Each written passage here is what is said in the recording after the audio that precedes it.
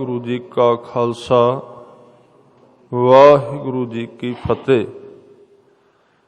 गरीब नवाज पातशाह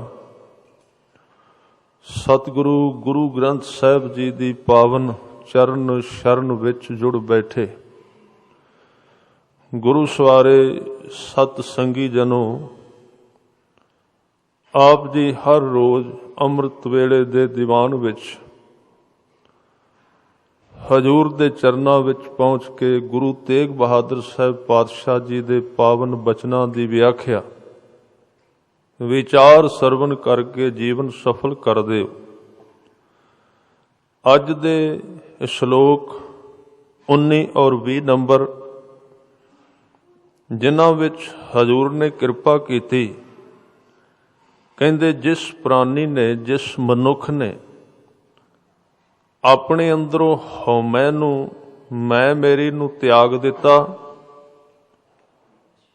ते अकाल पुरख वाहिगुरू नूं राम नूं परमात्मा नूं ही सब कुछ करनहार मन लिया, वो मनुख जिउंदे जी ही मुक्ति नूं प्राप्त कर लैंदा है। फिर परमात्मा दा नाम मनुख दे हर प्रकार दे भय नूं नाश करन वाला है। मन विच पई हुई दुविधा और दुर्मत विकारां दी मैल नूं भी अकाल पुरख दा नाम सहजे सहजे हरण कर लैंदा है, खत्म कर देंदा है। इस कलयुग दे अंदर नाम ही एक सब तो श्रेष्ठ पूंजी है। जिस मनुख नूं नाम दी दात प्राप्त हो जाए, ਉਹਦੇ जीवन दे सारे भय नाश हो जाते हैं और ਉਹਦੇ मन विचों दुरमत दी मैल उतर जाती है। पर यह अवस्था प्राप्त करन वास्ते उस नाम नूं मनुख जे दिन रात निरंतर ही अपने जीवन विच कमाएगा, ਉਹਦੇ जीवन दे हर एक पहलू दे कारज संपूर्ण हुंदे ने। ये पावन बचन गुरु तेग बहादुर साहब जी ने बख्शिश कीते ने।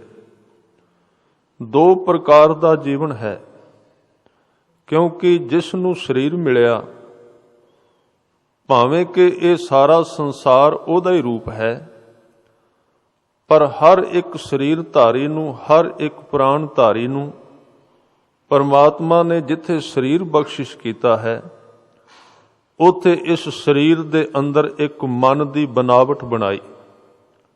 आरजी तौर ते मन का कोई वजूद नहीं है। हौमै किस दे आसरे खड़ी बंदे दे मन विच ओदा थां है। हौमै नूं त्यागण दी गल अज सतगुरां ने कीती है ते ये क्या भी करता राम पछाण, जो कुछ तू कर रहा है और जो कुछ संसार विच हो रहा है, चंगी तरह डूंगी नज़र पा के वेख, ये सब कुछ करन वाला कौन है? ये परमात्मा ही कर रहा है। पर अंदर एक मन होण करके मन नूं एक भरम पै जांदा है कि जो कुछ कर रहा हाँ वो मैं कर रहा, जो कुछ हो रहा वो मेरे करके हो रहा है। इसे नूं हौमै कहंदे ने। यही दुख है, यही सारे रोगां दी जड़ है। हौमै किवें पैदा हुंदी है? क्योंकि मैं बेनती कीती सी, परमात्मा ने जिथे शरीर सानू दिता उथे शरीर दे नाल नाल अंदर एक मन आरजी तौर ते शरीर नूं चलाउण वास्ते अंदर एक शक्ति मिथ दिती। इहदा वजूद लगातार इक्को जिहा नहीं, कदी इहदा स्वरूप बनदा है, कदी मिट जांदा है। मन कोई अस्थिर शक्ति नहीं है कि जिहड़ी लगातार इक्को जिहे स्वरूप विच रहिंदी है। जिवें दी बाहरों जिवें दा इस नूं ज्ञान प्राप्त हुंदा है, जिवें दा इस नूं बाहरों दिता जांदा है, मन उसे तरह दे अंग पैदा कर लैंदा है। जिवें मैं उदाहरण दे तौर ते बेनती करां, संसार दे विच कई मजहब ने ते जदों बच्चा पैदा हुंदा है उसका कोई मन नहीं, उसनूं पता नहीं मेरी माँ कौन है, मेरा पिता कौन है, मेरा खानदान की है। ਮੈਂ ਕਿਸ ਖਾਨਦਾਨ ਵਿੱਚ ਜਨਮ ਲਿਆ ਤੇ ਮੇਰੀ ਕੌਮ ਕਿਹੜੀ ਹੈ। ਜਿਉਂ-ਜਿਉਂ ਉਹ ਵੱਡਾ ਹੁੰਦਾ ਹੈ ਤੇ ਸੰਸਾਰ ਦੇ ਵਿੱਚ ਉਹਨੂੰ ਵਿਚਰਨ ਵਾਸਤੇ ਇੱਕ ਤਰੀਕਾ ਵਰਤਿਆ ਜਾਂਦਾ ਹੈ ਕਿ ਬੱਚੇ ਦੇ ਜਨਮ ਤੋਂ ਥੋੜ੍ਹੇ ਘੰਟੇ ਬਾਅਦ ਹੀ ਉਸ ਘਰ ਦੇ ਵਿੱਚ ਇੱਕ ਵਿਚਾਰ ਚੱਲਦੀ ਏ ਕਿ ਇਸ ਬੱਚੇ ਦਾ ਨਾਮ ਕੀ ਰੱਖਿਆ ਜਾਏ। ਕਿਉਂਕਿ ਜਦੋਂ ਉਹਨੇ ਜਨਮ ਲਿਆ ਸੀ ਉਹ ਕੇਵਲ ਬੱਚਾ ਸੀ, ਨਾਮ ਕੋਈ ਨਹੀਂ ਉਸਦਾ, ਕੇਵਲ ਇੱਕ ਸਰੀਰ ਹੈ, ਇੱਕ ਜੀਵ ਹੈ, ਇੱਕ ਸਰੀਰ ਧਾਰੀ। ਉਦੋਂ ਉਹਦਾ ਕੋਈ ਨਾਮ ਨਹੀਂ। ਸੰਸਾਰ ਦੇ ਵਿੱਚ ਵਿਚਰਨ ਵਾਸਤੇ ਉਸ ਘਰ ਵਿੱਚ ਵਿਚਾਰ ਚੱਲੀ, ਇਹਨੂੰ ਕੋਈ ਨਾਮ ਦਿੱਤਾ ਜਾਏ। ਫਿਰ ਉਹਨੂੰ ਕੋਈ ਨਾਮ ਦੇ ਦਿੱਤਾ ਗਿਆ। ਉਹਦਾ ਨਾਮ ਰੱਖਿਆ ਕਿ ਫਲਾਣਾ ਸਿੰਘ ਹੈ ਜਾਂ ਕੌਰ ਹੈ। ਉਹ ਨਾਮ ਜਦੋਂ ਰੱਖਿਆ ਗਿਆ ਤੇ ਬੱਚਾ ਅਜੇ ਪੰਘੂੜੇ ਵਿੱਚ ਹੀ ਹੁੰਦਾ ਹੈ, ਅਜੇ ਤੁਰ ਨਹੀਂ ਸਕਦਾ, ਕੁਝ ਦਿਨਾਂ ਦਾ ਹੁੰਦਾ ਹੈ ਤੇ ਕਦੀ ਉਹਦੀ ਮਾਂ, ਕਦੀ ਉਹਦਾ ਪਿਤਾ, ਕਦੀ ਉਹਦੇ ਹੋਰ ਨੇੜਲੇ ਜਿਹੜੇ ਪਰਿਵਾਰ ਦੇ ਮੈਂਬਰ ਨੇ ਉਸ ਦਾ ਨਾਮ ਲੈ ਕੇ ਉਹਨੂੰ ਆਵਾਜ਼ ਮਾਰਦੇ ਨੇ। ਸਹਿਜੇ ਸਹਿਜੇ ਉਹ ਨਾਮ ਉਹਦੇ ਕੰਨਾਂ ਦੇ ਰਾਹੀਂ ਉਹਦੇ ਅੰਦਰ ਚਲਾ ਜਾਂਦਾ ਹੈ ਤੇ ਉਹਦੇ ਅੰਦਰ ਇੱਕ ਥਾਂ ਬਣ ਜਾਂਦੀ ਹੈ। ਉਹਨੂੰ ਪਤਾ ਲੱਗ ਜਾਂਦਾ ਹੈ ਕਿ ਮੈਨੂੰ ਫਲਾਣੇ ਨਾਮ ਦੇ ਨਾਲ ਪੁਕਾਰ ਰਹੇ ਨੇ, ਇਹ ਮੇਰਾ ਨਾਮ ਹੈ। ਉਹ ਨਾਮ ਦੀ ਛਾਪ ਅੰਦਰ ਬਣਦੀ ਹੈ, ਵਜੂਦ ਬਣ ਜਾਂਦਾ ਹੈ ਤੇ ਉਹ ਨਾਮ ਇੰਨੀ ਵਾਰੀ ਉਹਦੇ ਕੰਨਾਂ ਵਿੱਚ ਪੈਂਦਾ ਹੈ ਕਿ ਉਸ ਨੂੰ ਪੱਕਾ ਯਕੀਨ ਹੋ ਜਾਂਦਾ ਹੈ ਕਿ ਮੈਂ ਇਹ ਹੀ ਹਾਂ। ਉੱਥੋਂ ਭਰਮ ਦੀ ਯਾਤਰਾ ਸ਼ੁਰੂ ਹੁੰਦੀ ਹੈ, ਉੱਥੋਂ ਹੰਕਾਰ ਆਰੰਭ ਹੁੰਦਾ ਹੈ। ਉਸ ਨਾਮ ਦੇ ਆਸਰੇ ਹੀ ਅਹੰਕਾਰ ਵੱਡਾ ਹੁੰਦਾ ਹੈ। ਨਾਮ ਅੰਦਰ ਪੱਕੀ ਜੜ ਬਣਾ ਜਾਂਦਾ ਹੈ ਤੇ ਮਨੁੱਖ ਨਾਮ ਨਾਲ ਇੰਨਾ ਜੁੜਦਾ ਹੈ ਕਿ ਜਦੋਂ ਉਹਦੀ ਉਮਰਾਂ ਵੱਧ ਜਾਏ, ਜਦੋਂ ਉਹ ਸਕੂਲ ਵਿੱਚ ਦਾਖਲ ਹੁੰਦਾ ਹੈ, ਜੇ ਕਲਾਸ ਵਿੱਚ ਉਹਦਾ ਨਾਮ ਬੋਲ ਕੇ ਕੋਈ ਉਹਦੇ ਵਿਰੋਧ ਵਿੱਚ ਗੱਲ ਕੀਤੀ ਜਾਏ ਤੇ ਇੱਕਦਮ ਉਹਦੇ ਮਨ ਦੇ ਵਿੱਚ ਜਾਂ ਨਿਰਾਸ਼ਤਾ ਜਾਂ ਕ੍ਰੋਧ ਪੈਦਾ ਹੋਵੇਗਾ। ਉਸ ਨਾਮ ਕਰਕੇ ਹੋਇਆ। ਜੇ ਉੱਥੇ ਕਿਹਾ ਜਾਏ ਵੀ ਇਹ ਲਾਇਕ ਬੱਚਾ ਹੈ, ਫਿਰ ਉਹਦੇ ਮਨ ਵਿੱਚ ਉੱਥੇ ਹੀ ਹੰਕਾਰ ਪੈਦਾ ਹੁੰਦਾ ਹੈ। ਇਸੇ ਤਰ੍ਹਾਂ ਉਹ ਵੱਡਾ ਹੋਵੇ, ਜਦੋਂ ਉਹਦਾ ਨਾਮ ਲੈ ਕੇ ਕੋਈ ਉਹਦੀ ਬਖੀਲੀ ਈਰਖਾ ਨਿੰਦਿਆ ਕਰੇਗਾ ਤੇ ਨਾਮ ਦੇ ਆਸਰੇ ਹੀ ਉਹ ਕ੍ਰੋਧਿਤ ਹੁੰਦਾ ਹੈ, ਨਾਮ ਦੇ ਆਸਰੇ ਉਹ ਹੰਕਾਰੀ ਹੁੰਦਾ ਹੈ। ਸਾਰੀ ਲੀਲਾ ਮਨ ਤੇ ਖੜੀ ਹੈ ਤੇ ਨਾਮ ਤੇ। ਇਸ ਤਰ੍ਹਾਂ ਜਿਵੇਂ ਦਾ ਬਾਹਰੋਂ ਗਿਆਨ ਦਿੱਤਾ ਗਿਆ ਕਿ ਤੂੰ ਇੱਕ ਸਿੱਖ ਹੈ, ਤੂੰ ਇੱਕ ਹਿੰਦੂ ਹੈ, ਤੂੰ ਇੱਕ ਮੁਸਲਮਾਨ ਹੈ, ਉਹ ਵੀ ਵਿਚਾਰ ਉਹਦੇ ਮਨ ਨੂੰ, ਹਉਮੈ ਨੂੰ ਬਣਾਉਂਦੇ ਗਏ। ਸਹਿਜੇ ਸਹਿਜੇ ਹਉਮੈ ਦਾ ਜਨਮ ਹੋਇਆ ਤੇ ਹਉਮੈ ਪਰਪੱਕ ਹੋ ਗਈ। ਹੁਣ ਇੱਥੋਂ ਤੱਕ ਤੇ ਲੋੜ ਸੀ, ਕਿਉਂਕਿ ਨਾਮ ਤੋਂ ਬਿਨਾਂ ਸੰਸਾਰ ਵਿੱਚ ਮਨੁੱਖ ਚੱਲਦਾ ਹੀ ਨਹੀਂ। ਅਸੀਂ ਕਹਿੰਦੇ ਹਾਂ ਪਰਮਾਤਮਾ ਦੇ ਨਾਮ ਦੀ ਕੀ ਲੋੜ ਹੈ। ਪਰਮਾਤਮਾ ਦੇ ਨਾਮ ਦੀ ਤੇ ਗੱਲ ਬੜੀ ਦੂਰ ਹੈ, ਉਹਦੀ ਤੇ ਜ਼ਰੂਰਤ ਹੈ ਹੀ। ਸਾਧ ਸੰਗਤ ਬੰਦੇ ਨੇ ਸੰਸਾਰ ਵਿੱਚ ਵਿਚਰਨਾ ਹੋਵੇ, ਉੱਥੇ ਵੀ ਬੰਦੇ ਨੂੰ ਇੱਕ ਨਾਮ ਦੀ ਲੋੜ ਹੈ। ਨਾਮ ਤੋਂ ਬਿਨਾਂ ਕਰੇਗਾ ਕੀ। ਇਸ ਕਰਕੇ ਅੰਦਰ ਜਦੋਂ ਇੱਕ ਹਉਮੈ ਬਣੀ, ਇੱਕ ਵਜੂਦ ਬਣ ਗਿਆ, ਉਸ ਵਜੂਦ ਦੇ ਵਿੱਚ ਇੱਕ ਭਰਮ ਪੈਦਾ ਹੋਇਆ ਕਿ ਮੈਂ ਕੁਝ ਕਰ ਰਿਹਾ। ਸਹਿਜੇ ਸਹਿਜੇ ਮੈਂ ਮੇਰੀ ਪ੍ਰਬਲ ਹੁੰਦੀ ਗਈ, ਪਰਪੱਕ ਹੁੰਦੀ ਗਈ ਤੇ ਉਹਨੂੰ ਇਹ ਭੁੱਲ ਹੀ ਗਿਆ ਕਿ ਤੂੰ ਕੁਝ ਨਹੀਂ ਕਰਦਾ, ਤੇਰੇ ਅੰਦਰ ਪਰਮਾਤਮਾ ਬੈਠ ਕੇ ਸਾਰੀ ਸ਼ਕਤੀ ਨੂੰ ਚਲਾ ਰਿਹਾ ਤੇ ਆਪ ਹੀ ਸ਼ਕਤੀ ਰੂਪ ਹੈ। ਕਰਤਾ ਪਛਾਣਿਆ ਨਹੀਂ। ਇਸ ਕਰਕੇ ਮੂਲ ਮੰਤਰ ਦੇ ਅੰਦਰ ਕਰਤਾ ਸ਼ਬਦ ਵਰਤਿਆ ਗਿਆ। ਸਭ ਤੋਂ ਸੌਖੀ ਵਿਧੀ ਹੈ ਹਉਮੈ ਨੂੰ ਤੋੜਨ ਦੀ। ਕਰਤਾ ਰਾਮ ਪਛਾਣ। ਗੁਰੂ ਤੇਗ ਬਹਾਦਰ ਸਾਹਿਬ ਜੀ ਦੇ ਬਚਨ ਨੇ। ਉਹ ਕਹਿੰਦੇ ਨੇ ਸਵੇਰੇ ਤੂੰ ਜਾਗਣਾ ਤੇ ਕਰਤਾ ਰਾਮ ਪਛਾਣ। ਆਪਣੇ ਵਿੱਚ ਵੇਖ ਤੈਨੂੰ ਜਗਾਇਆ ਕਿੰਨੇ, ਖੁਦ ਥੋੜੀ ਤੂੰ ਜਾਗਿਆ। ਕਰਤਾ ਤੇਰੇ ਵਿੱਚ, ਉਹਨੇ ਤੈਨੂੰ ਕਿਤੋਂ ਅੰਦਰੋਂ ਹਿਲਾਇਆ ਤੇ ਜਾਗ ਆ ਗਈ। ਫਿਰ ਤੇਰੀ ਅੱਖ ਵੀ ਤਾਂ ਖੁੱਲਦੀ ਏ ਜੇ ਕਰਤਾ ਤੇਰੇ ਵਿੱਚ ਹੈ। ਉਹਨੂੰ ਪਛਾਣ, ਕਰਤਾ ਰਾਮ ਪਛਾਣ। ਫਿਰ ਬੰਦਾ ਕੁਝ ਸੋਚਦਾ ਹੈ, ਕੁਝ ਹੱਥਾਂ ਨਾਲ ਕਰਦਾ ਹੈ, ਕੁਝ ਵੀ ਸੰਸਾਰ ਦੇ ਕਾਰਜ ਕਰਦਾ ਹੈ। ਸਾਧ ਸੰਗਤ ਉਹਦੇ ਪਿੱਛੇ ਸਿਰਫ ਤੇ ਸਿਰਫ ਜੇ ਕਿਸੇ ਨੂੰ ਜਾਚ ਆ ਜਾਏ, ਉਹਦੀ ਹਉਮੈ ਛੋਟੀ ਹੋ ਜਾਏ, ਇਹ ਵੇਖਣ ਲੱਗ ਪਏ ਕਿ ਮੈਂ ਕੁਝ ਨਹੀਂ ਕਰਦਾ, ਕੇਵਲ ਉਹ ਮੇਰੇ ਰਾਹੀਂ ਕਰ ਰਿਹਾ ਤੇ ਇੱਕ ਨਵੇਂ ਦਰਵਾਜ਼ੇ ਜੀਵਨ ਦੇ ਖੁੱਲਦੇ ਨੇ। ਗੁਰੂ ਤੇਗ ਬਹਾਦਰ ਸਾਹਿਬ ਕਹਿ ਰਹੇ ਨੇ, ਜਿਸ ਮਨੁੱਖ ਨੇ ਇਹ ਤਜ ਦਿੱਤਾ ਕਿ ਮੈਂ ਕੁਝ ਕਰ ਰਿਹਾ, ਉਹਨੇ ਰਾਮ ਨੂੰ ਪਹਿਚਾਨ ਲਿਆ। ਕਿੱਥੋਂ ਪਹਿਚਾਨ ਲਿਆ? ਆਪਣੇ ਕਰਮਾਂ ਵਿੱਚੋਂ ਹੀ ਪਹਿਚਾਨ ਲਿਆ। ਉਹਨੂੰ ਇਹ ਪਤਾ ਲੱਗ ਗਿਆ ਕਿ ਮੇਰਾ ਮੁਝ ਮੈਂ ਕਿਛ ਨਹੀਂ, ਮੇਰਾ ਤੇ ਹੈ ਹੀ ਕੁਝ ਨਹੀਂ। ਸਰੀਰ ਵੀ ਤੂੰ ਦਿੱਤਾ ਸੀ, ਸਰੀਰ ਦੇ ਵਿੱਚ ਜੋਤ ਵੀ ਤੂੰ ਪਾਈ ਏ, ਹੱਥ ਪੈਰ ਵੀ ਤੂੰ ਦਿੱਤੇ ਨੇ, ਮੇਰਾ ਇਹਦੇ ਵਿੱਚ ਹੈ ਕੀ? ਮੇਰਾ ਮੁਝ ਮੈਂ ਕਿਛ ਨਹੀਂ, ਜੋ ਕਿਛ ਹੈ ਸੋ ਤੇਰਾ, तेरा तुझको सौंपते क्या लागै मेरा। करता राम पछाण, तू तू करता तू हुआ, मुझ में रहा ना हूं। ये दो चीजां ने, एक मैं एक तू। धर्म की है, धर्म की है, शब्द की है, नाम की है, बाणी की है। मैं ते तू दा जोड़ टुट चुका है, मैं वखरी हो गई, ओनू हंकार हो गया, मैं आप ही खड़ा। ਉਹਨੇ ਆਪਣੇ ਪੈਰ ਹੀ ਛੱਡ ਦਿੱਤੇ। ਜਿਵੇਂ ਰੁੱਖ ਕਵੇ ਇਹ ਕਿੰਨੀ ਮੂਰਖਤਾ ਹੈ ਕਿ ਮੈਂ ਕੁਝ ਕਰ ਰਿਹਾ, ਜਿਵੇਂ ਕੋਈ ਰੁੱਖ ਕਵੇ ਜੜ ਦੀ ਕੋਈ ਜ਼ਰੂਰਤ ਨਹੀਂ, ਮੈਂ ਆਪਣੇ ਆਪ ਹੀ ਹਰਾਂ। ਇਸੇ ਤਰ੍ਹਾਂ ਦੀ ਮੂਰਖਤਾ ਮਨੁੱਖ ਕਰਦਾ ਹੈ। ਉਹ ਕਹਿੰਦਾ ਕੋਈ ਪਰਮਾਤਮਾ ਨਹੀਂ, ਜੋ ਕੁਝ ਕਰ ਰਿਹਾ ਉਹ ਮੈਂ ਹੀ ਤੇ ਕਰ ਰਿਹਾ ਹਾਂ। ਤੂੰ ਤੂੰ ਕਰਤਾ ਤੂੰ ਹੁਆ, ਮੁਝ ਮੈਂ ਰਹਾ ਨਾ ਹੂੰ। ਜਬ ਆਪਾ ਪਰ ਕਾ ਮਿਟ ਗਿਆ, ਜਤ ਦੇਖਾਂ ਤਤ ਤੂੰ। ਸਾਡੇ ਅੰਦਰ ਇੱਕ ਹਮ ਹੈ ਤੇ ਇੱਕ ਤੁਮ ਹੈ। ਕਬੀਰ ਸਾਹਿਬ ਦਾ ਇੱਕ ਸ਼ਬਦ ਆਉਂਦਾ ਹੈ, ਕਹਿੰਦੇ ਪਹਿਲਾਂ ਮੈਂ ਵੱਖਰਾ ਸੀ, ਮੇਰਾ ਪਰਮਾਤਮਾ ਵੱਖਰਾ ਸੀ। ਉਹਦੇ ਵਿੱਚ ਇੱਕ ਸ਼ਕਤੀ ਆਈ, ਉਹਨੂੰ ਕਹਿੰਦੇ ਨੇ ਗੁਰੂ। ਗੁਰੂ ਵਿੱਚ ਆਏ ਤੇ ਗੁਰੂ ਨੇ ਦੋਵਾਂ ਨੂੰ ਜੋੜ ਦਿੱਤਾ। ਹੁਣ ਤਿੰਨ ਸਨ ਪਹਿਲਾਂ, ਇੱਕ ਕਬੀਰ ਸਾਹਿਬ, ਇੱਕ ਉਹਨਾਂ ਦਾ ਪਰਮਾਤਮਾ ਤੇ ਇੱਕ ਵਿੱਚ ਗੁਰੂ। ਗੁਰੂ ਨੇ ਜਦੋਂ ਦੋਵਾਂ ਨੂੰ ਜੋੜ ਲਾ ਦਿੱਤਾ ਤੇ ਉਸ ਵੇਲੇ ਉਹਨਾਂ ਨੇ ਕਿਹਾ ਹਮ ਤੁਮ ਬੀਚ ਭਇਓ ਨਹੀਂ ਕੋਈ। ਹੁਣ ਪਰਮਾਤਮਾ ਦੇ ਵਿੱਚ ਤੇ ਮੇਰੇ ਵਿਚਕਾਰ ਕੋਈ ਵੀ ਨਹੀਂ ਹੈ, ਦੋਵੇਂ ਇੱਕ ਹੋ ਗਏ। ਹਮ ਤੁਮ ਬੀਚ ਭਇਓ ਨਹੀਂ ਕੋਈ, ਤੁਮੈ ਸੋ ਕੰਤ ਨਾਰ ਹਮ ਸੋਈ। ਇਹਦੇ ਤੋਂ ਪਹਿਲਾ ਸ਼ਬਦ ਆਉਂਦੇ ਨੇ ਪ੍ਰੇਮ ਦੀ ਦਸ਼ਾ, ਕਰਵਤ ਭਲਾ ਨਾ ਕਰਵਟ ਤੇਰੀ। ਜਦੋਂ ਬੰਦੇ ਦਾ ਜੋੜ ਤੁਮ ਨਾਲ ਹੋ ਜਾਏ ਨਾ, ਤੂੰ ਨਾਲ, ਅਜੇ ਤੇ ਇਕੱਲੇ ਹੀ ਆ, ਅਜੇ ਤੇ ਅਸੀਂ ਡੋਲ ਰਹੇ ਹਾਂ ਕਿਉਂਕਿ ਆਪਣੇ ਪੈਰ ਛੱਡ ਦਿੱਤੇ। ਜਦੋਂ ਇਹ ਰਾਮ ਨੂੰ ਕਰਤਾ ਪਛਾਨੇਗਾ, ਉਹਨੂੰ ਵੇਖ ਲਏਗਾ ਆਪਣੇ ਜੀਵਨ ਵਿੱਚੋਂ, ਤੇ ਇਹ ਹਮ ਤੇ ਤੁਮ ਦਾ ਮੇਲ ਹੋ ਜਾਏਗਾ। ਫਿਰ ਆਦਮੀ ਉਹਦੇ ਤੋਂ ਦੂਰ ਨਹੀਂ ਜਾਣਾ ਚਾਹੁੰਦਾ। ਇੱਕ ਖਜ਼ਾਨਾ ਮਿਲ ਗਿਆ, ਇੱਕ ਥਾਂ ਮਿਲ ਗਈ ਉਹਨੂੰ ਟਿਕਣ ਵਾਸਤੇ। ਸੱਚੇ ਪਾਤਸ਼ਾਹ ਜੀ ਕਹਿੰਦੇ ਨੇ ਕਿ ਕਰਵਤ ਭਲਾ ਨਾ ਕਰਵਟ ਤੇਰੀ। ਕਰਵਟ ਕਹਿੰਦੇ ਨੇ ਮੂੰਹ ਫੇਰਨਾ, ਮੂੰਹ ਪਾਸੇ ਕਰਨਾ। ਕਰਵਤ ਦੇ ਅਰਥ ਨੇ ਆਰਾ।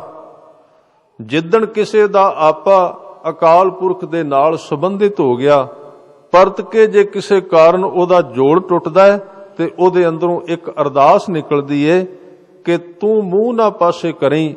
ਜੇ ਤੂੰ ਮੂੰਹ ਪਾਸੇ ਕਰਨਾ ਹੈ, ਇੰਨਾ ਦੁੱਖ ਹੁੰਦਾ ਹੈ। ਜੇ ਆਰਾ ਸਰੀਰ ਤੇ ਚੱਲ ਜਾਏ ਉਹਦੀ ਇੰਨੀ ਦਰਦ ਨਹੀਂ ਜਿੰਨਾ ਉਹ ਸੰਬੰਧ ਟੁੱਟਣ ਨਾਲ ਦਰਦ ਹੁੰਦੀ ਹੈ। ਉਹ ਦਰਦ ਨਾਲ ਭਰੇ ਹੋਏ ਮਨੁੱਖ, ਉਹਨਾਂ ਵਿੱਚ ਹੋਰ ਕੋਈ ਦਰਦ ਨਹੀਂ, ਨਾ ਸਰੀਰ ਦੀ, ਨਾ ਸਰੀਰ ਦੇ ਦੁੱਖ ਦੀ ਕੋਈ ਦਰਦ ਉਹਨਾਂ ਨੂੰ ਬਹੁਤਾ ਸਤਾਉਂਦੀ ਏ, ਨਾ ਸੰਸਾਰ ਦੀ ਦਰਦ ਉਹਨਾਂ ਨੂੰ ਬਹੁਤਾ ਸਤਾਉਂਦੀ ਹੈ। ਉਹਨਾਂ ਨੂੰ ਇੱਕੋ ਦਰਦ ਸਤਾਉਂਦੀ ਏ ਕਿ ਕਿਤੇ ਮੇਰਾ ਵਿਛੋੜਾ ਨਾ ਪਵੇ, ਕਿਉਂਕਿ ਵਿਛੋੜਾ ਤੇ ਸੁਣਦੇ ਉਹਨੂੰ ਦੁੱਖ ਲੱਗਦਾ ਹੈ। ਉਹ ਤੂੰ ਤੋਂ ਪਰੇ ਨਹੀਂ ਹੋਣਾ ਚਾਹੁੰਦਾ, ਉਹ ਆਪਣੇ ਰਾਮ ਨੂੰ ਤਿਆਗਣਾ ਨਹੀਂ ਚਾਹੁੰਦਾ। ਤਾਂ ਹੀ ਗੁਰੂ ਅਰਜਨ ਦੇਵ ਪਾਤਸ਼ਾਹ ਜੀ ਨੇ ਬਚਨ ਕੀਤੇ, ਕਹਿਣ ਲੱਗੇ ਜਿਹੜਾ ਜੁੜ ਗਿਆ, ਜਿਹਦੀ ਸਾਂਝ ਬਣੀ ਨਾਮ ਨਾਲ, ਪਰਮਾਤਮਾ ਦੇ ਚਰਨਾਂ ਨਾਲ, ਉਹਦਾ ਵਿਛੋੜਾ ਪੈਣਾ ਤੇ ਦੂਰ ਦੀ ਗੱਲ ਹੈ। ਜੇ ਉਹਦੇ ਕੰਨਾਂ ਵਿੱਚ ਕੋਈ ਖਬਰ ਵੀ ਪਾ ਦੇ ਨਾ ਕਿ ਕੱਲ ਨੂੰ ਤੇਰਾ ਵਿਛੋੜਾ ਹੋ ਜਾਏਗਾ, ਤੇ ਬਹੁਤ ਦੁਖੀ ਹੋ ਜਾਂਦਾ ਹੈ, ਦੁੱਖ ਨਾਲ ਭਰਿਆ ਜਾਂਦਾ ਹੈ। ਵਿਛੋੜਾ ਸੁਣੇ ਦੁੱਖ, ਵਿਣ ਡਿੱਠੇ ਮਰਿਓ। ਵਿਛੋੜਾ ਸੁਣਦਿਆਂ ਉਹਨੂੰ ਦੁੱਖ ਲੱਗਦਾ ਹੈ, ਉਹ ਵਿਛੜਨਾ ਨਹੀਂ ਚਾਹੁੰਦਾ, ਕਿਉਂਕਿ ਪਤਾ ਹੀ ਉਹਨੂੰ, ਉਸ ਮਨੁੱਖ ਨੂੰ ਲੱਗਦਾ ਹੈ ਜੀਵਨ ਹੈ ਕੀ ਹੈ। ਇਹ ਤੇ ਇਸ ਤਰ੍ਹਾਂ ਦਾ ਜੀਵਨ ਹੈ ਜਿਵੇਂ ਕੋਈ ਬਹੁਤ ਸੋਹਣਾ ਸ਼ਿੰਗਾਰਿਆ ਹੋਇਆ ਘੋੜਾ, ਜਿਹਦੇ ਉੱਤੇ ਬਹੁਤ ਸੋਹਣੇ ਕਾਠੀ, ਬਹੁਤ ਸੋਹਣੇ ਫੁੱਲ ਲੱਗੇ ਨੇ, ਸ਼ਿੰਗਾਰਿਆ ਹੋਇਆ ਘੋੜਾ, ਬੜਾ ਸ਼ਿੰਗਾਰਿਆ, ਅਸਵਾਰ ਉੱਤੇ ਕੋਈ ਨਹੀਂ ਹੈ, ਖਾਲੀ ਤੁਰਿਆ ਫਿਰਦਾ ਹੈ। ਅਧੂਰਾ ਹੈ ਜੀਵਨ ਉਹਦੀ ਯਾਦ ਤੋਂ ਬਿਨਾਂ। ਜਿਨ੍ਹਾਂ ਨੇ ਉਹਨੂੰ ਪਹਿਚਾਣਿਆ ਨਹੀਂ, ਉਹ ਖਾਲੀ ਰਹਿ ਗਏ ਜੀਵਨ ਦੇ ਵਿੱਚ। ਖਾਲੀ ਚੱਲੇ ਧਣੀ ਸਿਉ, ਟਿੱਬੇ ਜੋ ਮਿਆਹੂ। ਫਰੀਦ ਸਾਹਿਬ ਕਹਿੰਦੇ ਜਿਵੇਂ ਟਿੱਬੇ ਮੀਂਹ ਪੈਂਦਿਆਂ ਵੀ ਮੀਂਹ ਤੋਂ ਖਾਲੀ ਰਹਿ ਗਏ। ਇਸ ਤਰ੍ਹਾਂ ਹੰਕਾਰੀ ਬੰਦੇ ਪਰਮਾਤਮਾ ਦੀ ਬਖਸ਼ਿਸ਼ ਤੋਂ ਵਾਂਝੇ ਰਹਿ ਗਏ। ਉਹ ਇਕੱਲ, ਉਹ ਖਾਲੀਪਨ ਹੀ ਦੁੱਖ ਹੈ। ਅਸੀਂ ਕਹਿੰਦੇ ਹਾਂ ਦੁੱਖ ਕਾਹਦਾ ਹੈ, ਚਿੰਤਾ ਕਾਹਦੀ ਹੈ। 1 ਤੋਂ ਲੈ ਕੇ 100 ਤੱਕ ਉਪਰਾਲੇ ਕੀਤੇ ਜਾਂਦੇ ਨੇ ਦੁੱਖ ਨੂੰ ਕੱਟਣ ਦੇ, ਦੁੱਖ ਦੀ ਸਮਾਪਤੀ ਕਰਨ ਦੇ, ਪਰ ਦੁੱਖ ਦਾ ਮੂਲ ਨਹੀਂ ਲੱਭਿਆ ਜਾਂਦਾ। ਦੁੱਖ ਦਾ ਮੂਲ ਹੈ ਉਸ ਮਹਾ ਸ਼ਕਤੀ ਪਰਮਾਤਮਾ ਤੋਂ ਦੂਰ ਚਲੇ ਜਾਣਾ। ਜਿੰਨਾ ਚਿਰ ਉਹਦੀ ਨੇੜਤਾ, ਉਹਦੀ ਪਹਿਚਾਨ, ਉਸ ਨੂੰ ਵੇਖਣਾ, ਆਪਣੇ ਜੀਵਨ ਵਿੱਚ ਉਹਨੂੰ ਮੰਨਣਾ, ਇਹ ਇੱਕ ਬੰਦਗੀ ਦਿੱਤੀ ਸੱਚੇ ਪਾਤਸ਼ਾਹ ਜੀ ਨੇ। ਬੜਾ ਸੌਖਾ ਤਰੀਕਾ ਨਾਮ ਜਪਣ ਦਾ ਦਿੱਤਾ ਹੈ। ਨਾਮ ਦਾ ਜਪ ਤੇ ਸਿੱਖ ਚਲੋ ਸਵੇਰੇ ਕਰਦਾ ਹੈ ਨਾ, ਧਿਆਨ ਦੇਣਾ ਜ਼ਰੂਰ ਜਪਦਾ ਹੈ, ਪਰ ਹੋਰ ਵੀ ਕੁਝ ਕਿਰਿਆਵਾਂ ਨੇ ਨਾਮ ਦੀ। ਕੱਲਾ ਇਹ ਨਹੀਂ ਕਿ 1 ਘੰਟਾ ਇੱਕ ਸ਼ਬਦ ਨੂੰ ਅਸੀਂ ਦੁਹਰਾਵਾਂਗੇ, ਉਹ ਦੁਹਰਾਉਣ ਨਾਲ ਇੱਕ ਕੇਂਦਰ ਬਣ ਜਾਏਗਾ, ਕੋਈ ਸ਼ੱਕ ਨਹੀਂ। ਜਪਣਾ ਚਾਹੀਦਾ, ਗੁਰੂ ਸਾਹਿਬ ਨੇ ਕਿਹਾ ਦਿਨ ਰਾਤ ਜਪਣਾ ਚਾਹੀਦਾ। ਪਰ ਉਹਦੇ ਤੋਂ ਅਗਲੀ ਗੱਲ ਵੀ ਕਹੀ, ਕਹਿਣ ਲੱਗੇ ਜਦੋਂ ਤੂੰ ਕਿਸੇ ਕੰਮ ਨੂੰ ਹੱਥ ਪਾਉਣਾ, ਆਪਣੇ ਹੱਥਾਂ ਵੱਲ ਵੇਖ, ਇਹਨਾਂ ਉਂਗਲਾਂ ਦੇ ਵਿੱਚ ਸ਼ਕਤੀ ਕੌਣ ਦੇ ਰਿਹਾ ਹੈ। ਤੂੰ ਜਿਨ੍ਹਾਂ ਹੱਥਾਂ ਨਾਲ ਕਾਰਜ ਕਰ ਰਿਹਾ, ਜਿਨ੍ਹਾਂ ਨੇ ਬੰਦਗੀ ਉਹਨਾਂ ਦੇ ਜੀਵਨ ਵਿੱਚ ਗਹਿਰੀ ਹੋਈ ਏ, ਜਿਨ੍ਹਾਂ ਨੇ ਆਪਣੇ ਕਰਮ ਦੇ ਵਿੱਚੋਂ ਵੀ ਪਰਮਾਤਮਾ ਨੂੰ ਵੇਖਿਆ ਹੈ। ਹੱਥਾਂ ਨਾਲ ਕੰਮ ਕਰਦੇ ਨੇ, ਉਹ ਆਪਣੇ ਹੱਥਾਂ ਨਾਲ ਕੰਮ ਕਰਦੇ ਹੋਏ ਵੀ ਦੇਖ ਲੈਂਦੇ ਨੇ। ਭਗਤ ਜੀ ਦਾ ਬਚਨ ਆਉਂਦਾ ਨਾ, ਨਾਮਦੇਵ ਜੀ ਦਾ ਕੰਮ ਸੀ ਕੱਪੜਿਆਂ ਦਾ, ਕੱਪੜੇ ਰੰਗਣੇ, ਰੰਗ ਚੜਾਉਣਾ। ਉੱਥੇ ਉਹਨਾਂ ਨੇ ਬਚਨ ਕੀਤਾ, ਕਹਿੰਦੇ ਜਦੋਂ ਕੱਪੜਾ ਰੰਗਣਾ ਨਾ, ਉਸ ਕੱਪੜੇ ਦੇ ਵਿੱਚ ਮੈਨੂੰ ਪਰਮਾਤਮਾ ਦੇ ਦੀਦਾਰ ਹੁੰਦੇ ਨੇ। ਕਿ ਨਾਮਦੇਵ ਨਹੀਂ ਕੱਪੜੇ ਫੜ ਰਿਹਾ, ਮੇਰਾ ਕਰਤਾ ਪਰਮਾਤਮਾ ਇਹਦੇ ਵਿੱਚੋਂ ਕੱਪੜੇ ਪਕੜ ਕੇ ਰੰਗ ਰਿਹਾ ਹੈ। ਰਾਂਗਣ ਰਾਂਗੋਂ ਸੀਵਨ ਸੀਵੋਂ, ਜਦੋਂ ਸਿਉਂਦੇ ਨੇ ਉਸ ਕਿਰਤ ਵਿੱਚੋਂ, ਉਸ ਕਰਮ ਵਿੱਚੋਂ ਪਰਮਾਤਮਾ ਨੂੰ ਵੇਖਦੇ ਨੇ। ਉਹ ਕਰਾ ਰਿਹਾ, ਉਹ ਵਿੱਚ ਵਿਚਰ ਰਿਹਾ। ਹੁਣ ਐਸਾ ਵਿਅਕਤੀ ਦਿਨ ਰਾਤ ਇੱਕ ਅੰਦਰੋਂ ਰੰਗਿਆ ਜਾਏਗਾ, ਕਿਉਂਕਿ ਉਹਨੂੰ ਯਾਦ ਬਣਾਉਣ ਵਾਸਤੇ ਕੋਈ ਬਹੁਤੇ ਉਪਰਾਲੇ ਦੀ ਲੋੜ ਨਹੀਂ ਪੈਂਦੀ। ਉਹ ਹਉਮੈ ਨੂੰ ਮਾਰ ਰਿਹਾ ਹੈ। ਉਹ ਜਿਹੜਾ ਕੰਮ ਵੀ ਕਰਦਾ ਉਹ ਕਹਿੰਦਾ ਮੈਂ ਨਹੀਂ ਕੀਤਾ। ਇੱਕ ਤੇ ਭਾਸ਼ਾ ਹੈ ਨਾ, ਇੱਕ ਤੇ ਅਸੀਂ ਸਿਰਫ ਸ਼ਬਦ ਵਰਤਨੇ ਆ। ਕਈ ਵਾਰੀ ਗੁਰਸਿੱਖ, ਚੰਗੀ ਗੱਲ ਹੈ, ਕਹਿੰਦੇ ਨੇ ਕਿ ਬਾਣੀ ਪੜ੍ਹੀ ਹੈ ਜਾਂ ਸਹਿਜ ਪਾਠ ਕੀਤਾ ਹੈ, ਤੇ ਉਹ ਝੱਕ ਕੇ ਕਹਿੰਦੇ ਵੀ ਅਸੀਂ ਕੀਤਾ, ਉਹ ਵਿੱਚੋਂ ਕਹਿ ਦਿੰਦੇ ਨੇ ਕਰਵਾਇਆ ਹੈ, ਗੁਰੂ ਨੇ ਕਿਰਪਾ ਕਰਕੇ ਕਰਵਾ ਦਿੱਤਾ ਹੈ। ਚਲੋ ਚੰਗੇ ਨੇ ਸ਼ਬਦ, ਇਹ ਸ਼ਬਦ ਨੇ ਕਿਸੇ ਨਾਲ ਜਦੋਂ ਅਸੀਂ ਬੋਲਨੇ ਆ। ਪਰ ਇੱਕ ਕਿਰਿਆ ਹੋਰ ਡੂੰਗੀ ਹੈ ਕਿ ਜਦੋਂ ਸਿੱਖ ਬਾਣੀ ਪੜ੍ਹਦਾ ਹੈ, ਪੜ੍ਹਦਿਆਂ ਪੜ੍ਹਦਿਆਂ ਉਹਨੂੰ ਵਿੱਚ ਵਿੱਚ ਝਲਕਾ ਪੈਂਦਾ, ਮੈਂ ਨਹੀਂ ਪੜ੍ਹ ਰਿਹਾ, ਪਰਮਾਤਮਾ ਮੇਰੇ ਰਾਹੀਂ ਪੜ੍ਹ ਰਿਹਾ ਹੈ। ਉਹ ਵਿੱਚੋਂ ਆਪਣੇ ਆਪ ਨੂੰ ਮਾਈਨਸ ਕਰੀ ਜਾਂਦਾ, ਕੱਢੀ ਜਾਂਦਾ ਸਹਿਜੇ ਸਹਿਜੇ। ਅਭਿਆਸ ਕੀ ਹੈ? ਨਾਮ ਅਭਿਆਸ ਦੇ ਕੀ ਅਰਥ ਨੇ? ਨਾਮ ਅਭਿਆਸ ਦੇ ਅਰਥ ਨੇ ਕਰਤਾ ਰਾਮ ਪਛਾਣ। ਜੋ ਕੁਝ ਤੂੰ ਕਰ ਰਿਹਾ ਉਹਦੇ ਵਿੱਚੋਂ ਪਰਮਾਤਮਾ ਨੂੰ ਪਹਿਚਾਨ ਲੈ। ਇਸ ਕਰਕੇ ਕਿਸੇ ਗੁਰਮੁਖ ਦੇ ਇਹ ਬਚਨ ਨੇ। ਉਹਨੇ ਕਿਹਾ ਮੈਂ ਜਪਜੀ ਸਾਹਿਬ ਕਦੀ ਪੂਰਾ ਨਹੀਂ ਪੜਿਆ।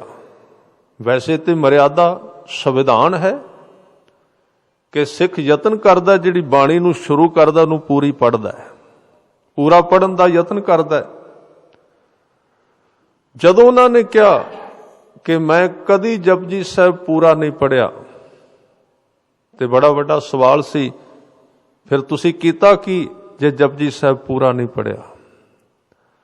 ਕਹਿਣ ਲੱਗੇ ਪਹਿਲਾਂ ਪੜ੍ਹਦਾ ਰਿਹਾ, ਹੁਣ ਕੀ ਗੱਲ ਹੋਈ, ਹੁਣ ਬਾਣੀ ਨਹੀਂ ਚੰਗੀ ਲੱਗਦੀ? ਕਹਿੰਦੇ ਨਹੀਂ, ਸ਼ੁਰੂਆਤ ਸਿੱਖ ਕਰਦਾ ਹੈ ਤੇ ਉਹ ਪੂਰੀਆਂ 38 ਪੌੜੀਆਂ ਸਿੱਖ ਹੀ ਪੜ੍ਹਦਾ ਹੈ, ਉਹ ਸਾਰੀਆਂ ਪੜ੍ਹਦਾ ਹੈ। ਤੇ ਜਦੋਂ ਪੜ੍ਹਦਾ ਪੜ੍ਹਦਾ ਉਹਦੇ ਵਿੱਚੋਂ ਕਰਤਾ ਭਾਵ ਕਿ ਮੈਂ ਪੜ੍ਹ ਰਿਹਾ ਹਾਂ, ਮੈਂ ਪਾਠੀ ਹਾਂ, ਜਦੋਂ ਉਹਦੇ ਵਿੱਚੋਂ ਉਹਦੀ ਮੈਂ ਘਟਣ ਲੱਗ ਪੈਂਦੀ ਹੈ ਸਹਿਜੇ ਸਹਿਜੇ, ਜਿਹੜੀ ਸ਼ਬਦ ਬੋਲਿਆ ਨਹੀਂ ਘਟਦੀ ਕਿ ਮੇਰੇ ਵਿੱਚੋਂ ਹਉਮੈ ਚਲੀ ਗਈ, ਉਹ ਕਰਨ ਨਾਲ ਘਟਦੀ। ਕਹਿੰਦੇ ਕਰਦਾ ਕਰਦਾ ਜਿਉਂ-ਜਿਉਂ ਉਹਨੂੰ ਅੰਦਰੋਂ ਪ੍ਰਤੀਤ ਹੋਣ ਲੱਗ ਪਵੇ कि मैं तो भुलेखे विच हाँ, बाणी मैं थोड़ी पढ़ रहा, आवाज़ किहदी है, अखां किहदियां ने जिहड़ियां देख रहीआं ने इस जपजी साहिब नूं, अंदर दिमाग विच शक्ति किहदी है जो सोच के बोल रहा है, रसना किन्ने दित्ती है। तां जदों ये सारा कुछ अंदर मैं नूं चोट मारनी शुरू करदा है तो कहंदे ने सहजे सहजे ये वापरन लग पैंदा है कि वो थोड़ा जिहा आप पढ़दा ते अगों उहनूं परमात्मा पढ़दा होया प्रतीत हुंदा है।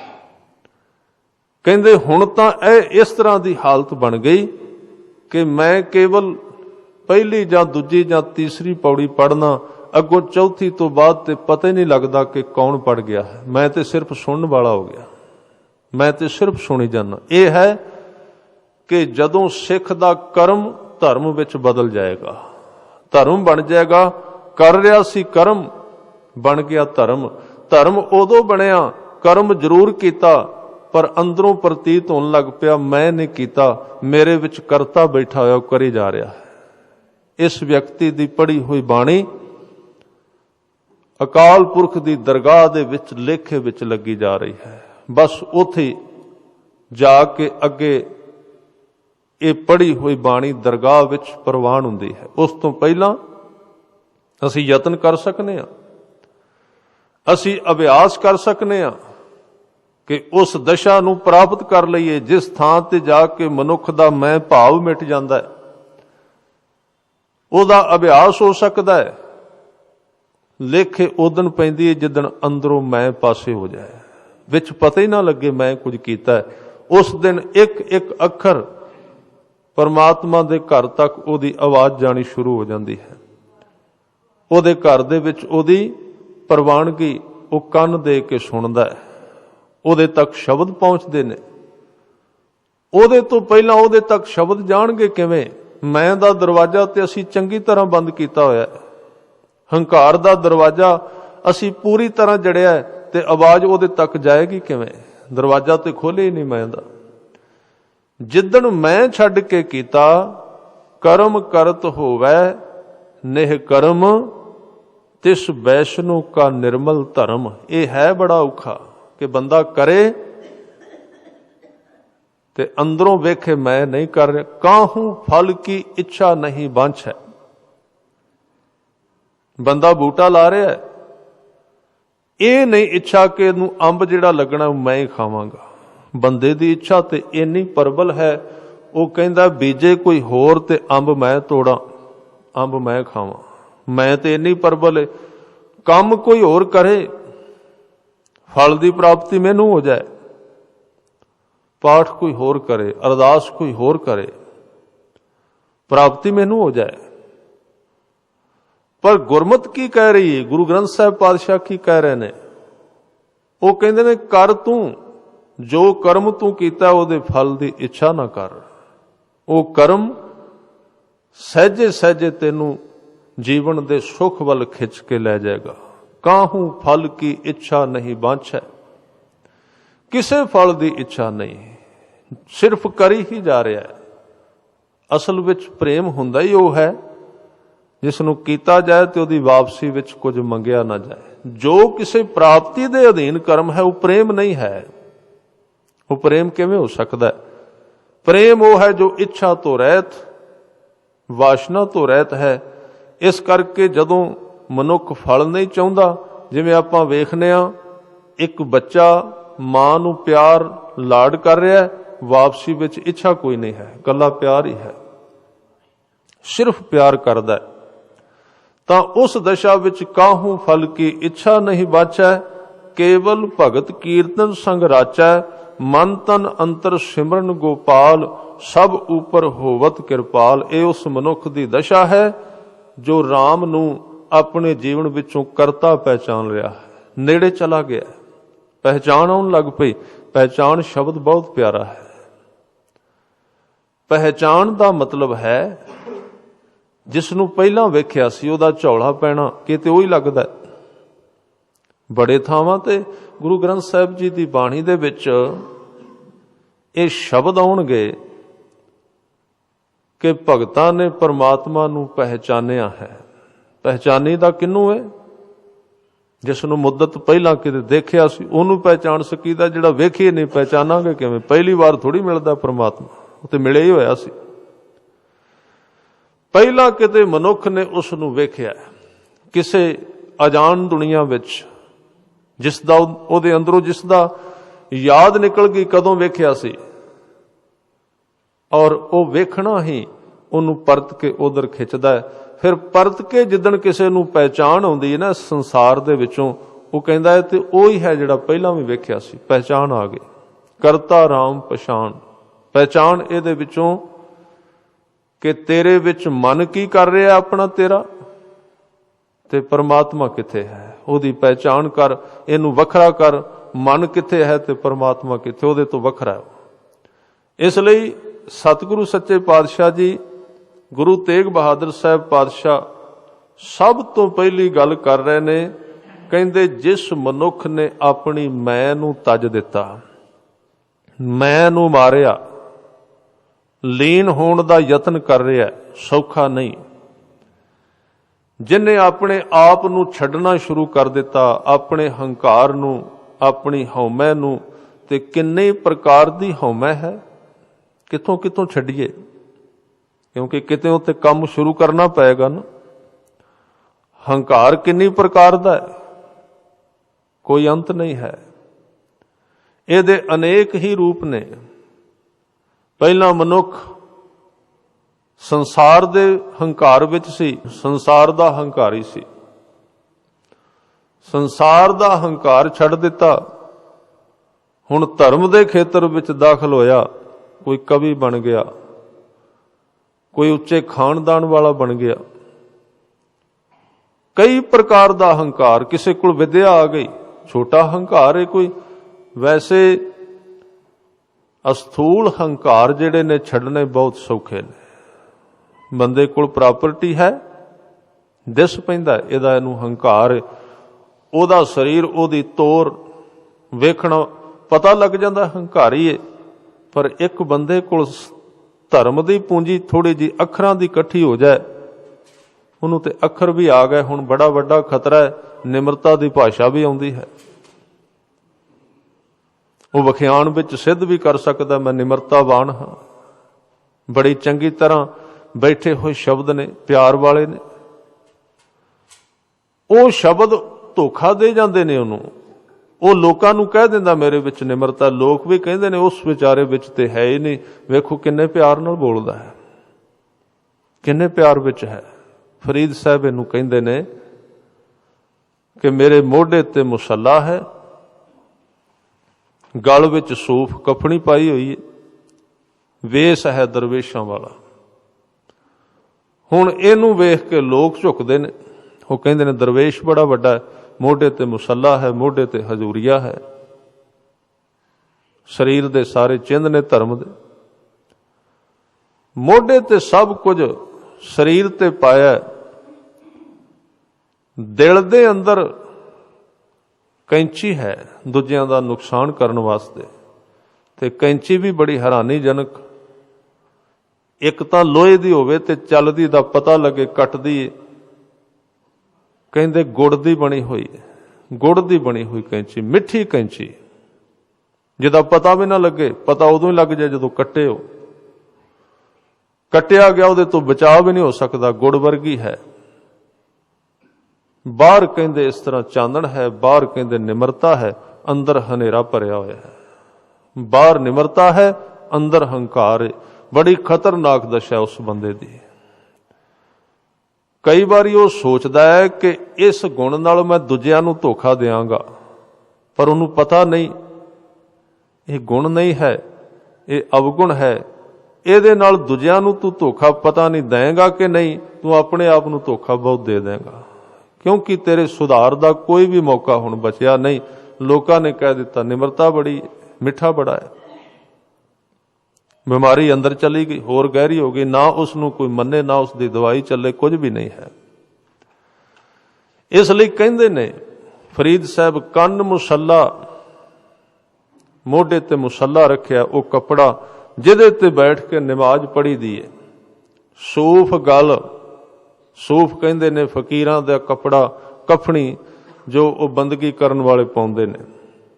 ਗਲ ਵਿੱਚ ਸੂਫ ਕਫਣੀ ਪਾਈ ਹੋਈ, ਦਿਲ ਕਾਤੀ, ਦਿਲ ਦੇ ਵਿੱਚ ਕੈਂਚੀ ਏ, ਗੁੜ ਵਾਤ, ਵਾਤ ਕਹਿੰਦੇ ਨੇ ਮੂੰਹ, ਪਰ ਉਹ ਕੈਂਚੀ ਐਸੀ ਹੈ, ਉਹ ਸ਼ਬਦ ਐਸੇ ਨੇ, ਵਾਤ ਦੇ ਅਰਥ ਨੇ ਮੂੰਹ, ਉਹ ਗੁੜ ਵਰਗੇ ਮਿੱਠੇ ਨੇ, ਬੜੇ ਮਿਠਾਸ ਭਰੇ। ਹੁਣ ਹਜ਼ਾਰਾਂ ਬੰਦੇ ਭਰਮਾਏ ਜਾ ਸਕਦੇ ਨੇ, ਹਜ਼ਾਰਾਂ ਬੰਦੇ ਭਰਮਾਏ ਜਾ ਸਕਦੇ ਨੇ। ਕਈ ਵਾਰੀ ਅਸੀਂ ਕਹਿ ਦਿੰਦੇ ਹਾਂ ਫਲਾਣੇ ਬੰਦੇ ਨੂੰ ਤੇ ਸਭਾ ਵਿੱਚ ਸ਼ਬਦ ਵਰਤਣ ਦੀ ਅਕਲ ਨਹੀਂ। ਇੱਕ ਰਿਵਾਜ ਬਣ ਗਿਆ ਸਾਧ ਸੰਗਤ, ਇੱਕ ਰਿਵਾਜ ਹੋ ਗਿਆ ਤਰਤੀਬ ਦੇਣੀ ਅੱਖਰਾਂ ਨੂੰ। ਤੇ ਜੇ ਵਿੱਚ ਕਿਤੇ ਖਰਵੇ ਸ਼ਬਦ ਆ ਜਾਣ ਨਾ ਤੇ ਆਪਾਂ ਕਹਿ ਦਿੰਦੇ ਆ ਇਸ ਬੰਦੇ ਨੂੰ ਅਕਲ ਨਹੀਂ ਬੋਲਣ ਦੀ। ਲੋਕਾਂ ਵਿੱਚ ਕਿਵੇਂ ਬੋਲੀਦਾ। ਮੈਂ ਬੇਨਤੀ ਕਰਾਂ, ਜਿਹੜਾ ਬੰਦਾ ਇਹ ਕਹਿ ਰਿਹਾ ਨਾ ਕਿ ਵਿਚਾਰ ਵਿੱਚ ਜਿਹੜਾ ਕਿਤੇ ਖਰਵਾਪਣ ਆਉਂਦਾ, ਉਹਨੂੰ ਕਹਿੰਦਾ ਵੀ ਇਹਨੂੰ ਬੋਲਣ ਦੀ ਜਾਚ ਨਹੀਂ, ਉਸ ਬੰਦੇ ਨੂੰ ਨਹੀਂ ਕਹਿ ਰਿਹਾ, ਉਹ ਗੁਰੂ ਗ੍ਰੰਥ ਸਾਹਿਬ ਨੂੰ ਕਹਿ ਰਿਹਾ ਵੀ ਗੁਰੂ ਗ੍ਰੰਥ ਸਾਹਿਬ ਨੂੰ ਬੋਲਣ ਦੀ ਜਾਚ ਹੀ ਨਹੀਂ ਹੈ। ਕਿਉਂਕਿ ਬਾਣੀ ਪੜ੍ਹ ਕੇ ਵੇਖੋ, ਬਾਣੀ ਵਿੱਚ ਜਿੱਥੇ ਮਿੱਠਾਪਣ ਹੈ ਉੱਥੇ ਝਿੜਕ ਵੀ ਹੈ, ਨਾਲ ਔਗਣਾਂ ਦੀ ਵਿਆਖਿਆ ਵੀ ਕੀਤੀ ਗਈ। ਇਹ ਠੀਕ ਹੈ, ਜਿਨ੍ਹਾਂ ਦੇ ਗੁਣ ਨੇ ਉਹਨਾਂ ਦੇ ਪਿਆਰ ਵਿੱਚ ਵੀ ਬਾਣੀ ਬੋਲਦੀ ਹੈ। ਅੱਧਾ ਹਿੱਸਾ ਉਹ ਹੈ, ਪਰ ਅੱਧਾ ਹਿੱਸਾ ਹੈ ਜਿੱਥੇ ਅਸੀਂ ਗਲਤ ਚੱਲਨੇ ਆ, ਗੁਰਬਾਣੀ ਉੱਥੇ ਸਾਨੂੰ ਗਲਤ ਕਹਿੰਦੀ ਹੈ। ਕਿਉਂਕਿ ਗੁਰੂ ਨੂੰ ਇਹ ਫਿਕਰ ਨਹੀਂ ਕਿ ਮੈਂ ਸੱਭਿਆਚਾਰ ਪਾਲਣਾ ਜਾਂ ਮੈਂ ਸਮਾਜਵਾਦ ਪਾਲਣਾ ਜਾਂ ਮੈਂ ਲੋਕਾਂ ਨੂੰ ਖੁਸ਼ ਕਰਨਾ ਹੈ। ਇਹ ਤੇ ਸਾਡੀ ਮਜਬੂਰੀ ਹੋ ਸਕਦੀ ਹੈ ਨਾ ਕਿ ਅਸੀਂ ਕਿੰਨੇ ਲੋਕ ਆਪਣੇ ਪਿੱਛੇ ਤੋਰਨੇ ਨੇ, ਭਾਵੇਂ ਝੂਠ ਭਾਵੇਂ ਸੱਚ, ਜੋ ਮਰਜ਼ੀ ਬੋਲੀਏ। ਗੁਰੂ ਨੂੰ ਤੇ ਇਹਦੀ ਮਜਬੂਰੀ ਨਹੀਂ ਹੈ, ਗੁਰੂ ਨੂੰ ਤੇ ਇਹਦੀ ਲੋੜ ਨਹੀਂ। ਸ਼ੀਸ਼ੇ ਨੂੰ ਕੀ ਲੋੜ ਉਹ ਖਬਰ ਗਲਤ ਦਵੇ। ਉਹ ਤੇ ਜੇ ਮੂੰਹ ਤੇ ਕਾਲਖ ਮਲ ਕੇ ਜਾਵਾਂਗੇ ਤੇ ਸ਼ੀਸ਼ਾ ਤੇ ਉਹੀ ਦੇਗਾ ਖਬਰ, ਜਿਵੇਂ ਦਾ ਮੂੰਹ ਲਿਆ, ਜਿਵੇਂ ਦੀ ਕਾਲਖ ਉਹ ਵਾਪਸੀ ਕਰ ਦੇਗਾ। ਤੇ ਜੇ ਉਹ ਕਾਲਖ ਵਾਲੇ ਚਿਹਰੇ ਨੂੰ ਠੀਕ ਪੇਸ਼ ਕਰਦਾ ਹੈ ਤਾਂ ਫਿਰ ਉਹ ਸ਼ੀਸ਼ਾ ਨਕਲੀ ਹੈ, ਉਹ ਸ਼ੀਸ਼ਾ ਅਸਲੀ ਨਹੀਂ ਹੈ। ਜਿਹੜਾ ਧਰਮ ਦਾ ਵਿਖਿਆਨ ਸਾਡੇ ਜੀਵਨ ਦੇ ਗੁਨਾਹਾਂ ਨੂੰ ਵੀ ਕਹਿੰਦਾ ਹੈ ਕਿ ਠੀਕ ਨੇ, ਉਹਨਾਂ ਦੇ ਵਿਰੋਧ ਵਿੱਚ ਵੀ ਨਹੀਂ ਹੈ। ਉਹ ਸ਼ੀਸ਼ਾ ਠੀਕ ਨਹੀਂ, ਉਹ ਧਰਮ ਠੀਕ ਨਹੀਂ, ਉਹ ਵਿਖਿਆਨ ਠੀਕ ਨਹੀਂ ਹੈ। ਗਲਤੀ ਕਰ ਰਿਹਾ, ਧੋਖਾ ਦੇ ਰਿਹਾ।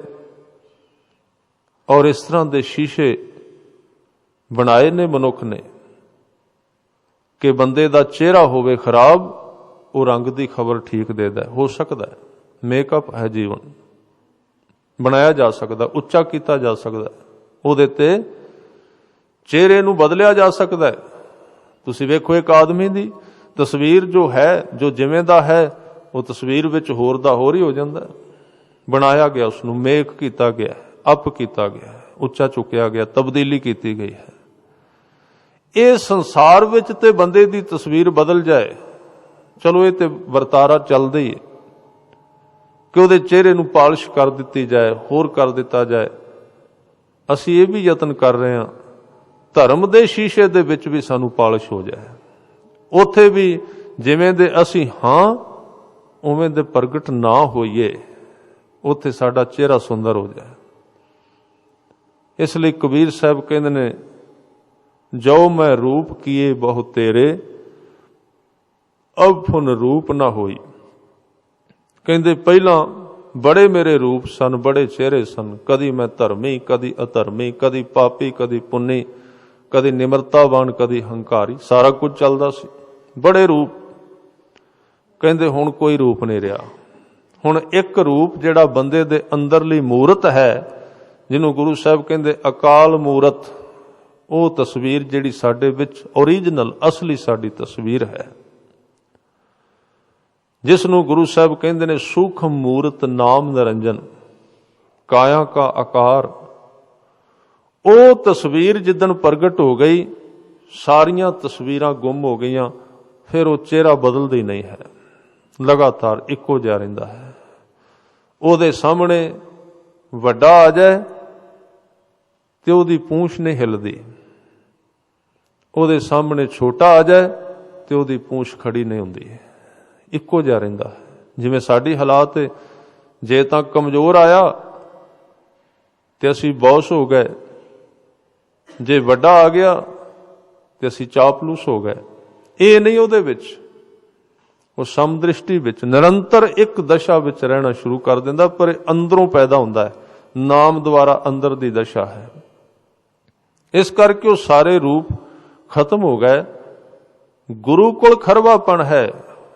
ਫਰੀਦ ਸਾਹਿਬ ਕਹਿੰਦੇ ਇਹ ਵੀ ਇੱਕ ਹੰਕਾਰ ਦੀ ਬੜੀ ਡੂੰਘੀ ਬਿਰਤੀ ਹੈ ਕਿ ਜੋ ਅਸੀਂ ਨਹੀਂ ਉਹ ਅਸੀਂ ਪ੍ਰਗਟ ਕਰਨੇ ਆ।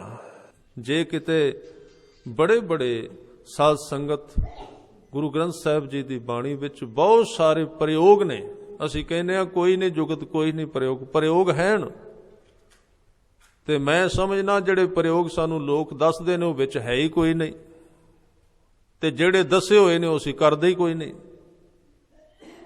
ਜਿਹੜੇ ਪ੍ਰਯੋਗ ਗੁਰੂ ਗ੍ਰੰਥ ਸਾਹਿਬ ਪਾਤਸ਼ਾਹ ਵਿੱਚ ਦੱਸੇ ਗਏ ਨੇ ਉਹ ਸਰੀਰ ਨਾਲ ਸੰਬੰਧਿਤ ਨਹੀਂ ਬਹੁਤੇ, ਉਹ ਜਿਹੜੇ ਪ੍ਰਯੋਗ ਨੇ ਬੰਦੇ ਦੇ ਸੁਭਾਅ ਨਾਲ ਸੰਬੰਧ ਰੱਖਦੇ ਨੇ। ਯੋਗ ਨੇ ਤੇ ਦੱਸਿਆ ਸਰੀਰ ਨੂੰ ਇਸ ਤਰ੍ਹਾਂ ਸੋਧੋ, ਠੀਕ ਹੈ, ਗੁਰਬਾਣੀ ਨੇ ਵੀ ਕਿਸੇ ਹੱਦ ਤੱਕ ਮੰਨਿਆ ਉਹ ਸਰੀਰ ਨੂੰ ਸੋਧਣਾ ਪਏਗਾ ਜਿਹਦੇ ਵਿੱਚ ਤੁਸੀਂ ਧਰਮ ਕਮਾਉਣਾ ਹੈ, ਪਰ ਪ੍ਰਯੋਗ ਨੇ ਗੁਰੂ ਗ੍ਰੰਥ ਸਾਹਿਬ ਪਾਤਸ਼ਾਹ ਦੇ ਅੰਦਰ ਕਰਨ ਵਾਸਤੇ ਇੱਕ ਇਹ ਵੀ ਪ੍ਰਯੋਗ ਹੈ ਕਿ ਜਿਵੇਂ ਦਾ ਮੈਂ ਹਾਂ ਮੈਂ ਉਸੇ ਤਰ੍ਹਾਂ ਪ੍ਰਗਟ ਕਰਾਂ। ਬੜਾ ਔਖਾ ਹੈ। ਮੈਂ ਜਿਵੇਂ ਦਾ ਹਾਂ ਮੈਂ ਉਸੇ ਤਰ੍ਹਾਂ ਪ੍ਰਗਟ ਕਰਾਂ, ਔਰ ਇਹ ਗੱਲ ਠੀਕ ਹੈ ਸੰਸਾਰ ਦੇ ਸਾਹਮਣੇ ਤੇ ਅਸੀਂ ਨਹੀਂ ਕਰ ਸਕਦੇ, ਘੱਟੋ ਘੱਟ ਗੁਰੂ ਦੇ ਸਾਹਮਣੇ ਜ਼ਰੂਰ ਪ੍ਰਗਟ ਕਰੇ। ਸਿੱਖ ਜਦੋਂ ਆਇਆ ਤਾਂ ਉਹ ਆਪਣੇ ਪਿਛਲੇ 24 ਘੰਟੇ ਮੂੰਹੋਂ ਬੋਲ ਕੇ ਨਹੀਂ ਜ਼ਰੂਰੀ, ਉਹ ਅੰਦਰੋਂ ਪ੍ਰਗਟ ਕਰ ਸਕਦਾ ਗੁਰੂ ਗ੍ਰੰਥ ਸਾਹਿਬ ਪਾਤਸ਼ਾਹ ਦੇ ਅੱਗੇ ਕਿ ਮੈਂ ਪਿਛਲੇ 24 ਘੰਟਿਆਂ ਵਿੱਚ ਇੰਨਾ ਝੂਠ ਬੋਲਿਆ ਹੈ, ਇੰਨਾ ਗਲਤ ਸੌਦਾ ਤੋਲਿਆ ਹੈ, ਇੰਨਾ ਕਿਸੇ ਦਾ ਮੈਂ ਹੱਕ ਖਾਧਾ ਹੈ, ਇੰਨੀ ਮੇਰੀ ਦ੍ਰਿਸ਼ਟੀ ਗਲਤ ਹੋਈ ਹੈ, ਇਹ ਮੈਂ ਗਲਤ ਸੁਣਿਆ, ਆਪਣੀ ਉਸਤਤ ਸੁਣੀ, ਦੂਸਰਿਆਂ ਦੀ ਨਿੰਦਾ ਸੁਣ ਕੇ ਖੁਸ਼ ਹੋਇਆ। ਇਹ ਨੇ ਪ੍ਰਯੋਗ ਗੁਰੂ ਗ੍ਰੰਥ ਸਾਹਿਬ ਜੀ ਵਿੱਚ ਦੱਸੇ ਹੋਏ। ਜਦੋਂ ਇਹਨਾਂ ਦੀ ਗੱਲ ਚੱਲਦੀ ਏ ਅਸੀਂ ਕਹਿੰਦੇ ਆ ਵੀ ਕੋਈ ਗੱਲ ਹੈ, ਹੋਰ ਦੱਸੋ ਕੋਈ, ਬਸ ਧਿਆਨ ਲਾ ਸਕਨੇ ਅਸੀਂ। ਸਾਧ ਸੰਗਤ ਕੱਲਾ ਧਿਆਨ ਲਾਉਣ ਨਾਲ ਜੀਵਨ ਨਹੀਂ ਬਦਲਦਾ। ਜੀਵਨ ਮਨੁੱਖ ਦੇ ਅੰਦਰ ਪਿਆ ਹੋਇਆ ਡੂੰਘੇ ਥਾਂ ਤੇ, ਉੱਥੇ ਆਦਤਾਂ ਨੇ। ਅਸੀਂ ਇਹਨੂੰ ਧਰਮ ਸਮਝੇ ਹੀ ਨਹੀਂ ਵੀ ਇਹ ਵੀ ਧਰਮ ਹੈ ਕਿ ਜੋ ਮੇਰਾ ਗੁਨਾਹ ਹੈ ਗੁਰੂ ਨਾਲ ਸਾਂਝਾ ਕਰ ਦਈਏ, ਜੋ ਮੇਰੀਆਂ ਗਲਤੀਆਂ ਨੇ ਮੈਂ ਉਹ ਵੀ ਕਹਿ ਦਿਆਂ। ਸਾਡੀ ਆਦਤ ਹੈ ਜੋ ਚੰਗਾ ਚੰਗਾ ਹੈ ਉਹ ਗੁਰੂ ਨਾਲ ਸਾਂਝਾ ਕਰ ਦਿੱਤਾ, ਜੋ ਮਾੜਾ ਮਾੜਾ ਹੈ ਉਹਦੇ ਉੱਤੇ ਬਹੁਤ ਵੱਡਾ ਕੰਬਲ ਪਾ ਕੇ ਦੱਬ ਦਿੱਤਾ। ਇਹ ਪ੍ਰਯੋਗ ਗੁਰੂ ਗ੍ਰੰਥ ਸਾਹਿਬ ਵਿੱਚ ਦੱਸਿਆ ਗਿਆ। ਅਵਗੁਣਾਂ ਨੂੰ ਨਸ਼ਰ ਕਰ ਗੁਰੂ ਦੇ ਅੱਗੇ, ਚੱਲ ਸੰਸਾਰ ਦੇ ਅੱਗੇ ਨਹੀਂ ਕਰ ਸਕਦਾ, ਪਰ ਸਹਿਜੇ ਸਹਿਜੇ ਉਹ ਦਸ਼ਾ ਆ ਜਾਂਦੀ ਹੈ, ਉਹ ਮਨੁੱਖ ਬਨਾਵਟ ਤੋਂ ਉੱਚਾ ਉੱਠ ਜਾਂਦਾ, ਕਿਸੇ ਨੂੰ ਧੋਖਾ ਨਹੀਂ ਦੇਗਾ, ਉਹ ਕਿਸੇ ਨੂੰ ਧੋਖਾ ਨਹੀਂ ਦੇਗਾ, ਭਾਵੇਂ ਧਰਮ ਦੇ ਕਿੰਨੇ ਉੱਚੇ ਤਲ ਤੇ ਚਲਾ ਜਾਏ, ਉਹ ਕਿਸੇ ਨਾਲ ਬੇਇਨਸਾਫੀ ਨਹੀਂ ਕਰੇਗਾ, ਧੋਖੇਬਾਜ਼ੀ ਨਹੀਂ ਕਰੇਗਾ। ਉਹ ਕਹਿ ਦੇਗਾ, ਬੜੇ ਮੈਂ ਵਿਦੇਸ਼ ਵਿੱਚ ਗਿਆ ਤਾਂ ਉੱਥੇ ਇੱਕ ਸੱਜਣ ਮੈਨੂੰ ਮਿਲੇ, ਕਹਿੰਦੇ ਇੱਥੇ ਦੇਖ ਕੇ ਬੋਲਣਾ ਪਹਿਲੀ ਵਾਰ ਸੀ। ਮੈਂ ਕਿਹਾ ਕਿਉਂ? ਕਹਿੰਦੇ ਬੜੇ ਇਹ ਜਿਹੜੇ ਥਾਂ ਨੇ 1 ਤੋਂ ਲੈ ਕੇ 100 ਤੱਕ ਸਾਰੇ ਹੀ ਜਿਹੜੇ ਕਾਬਲ ਵਿਦਵਾਨ ਨੇ,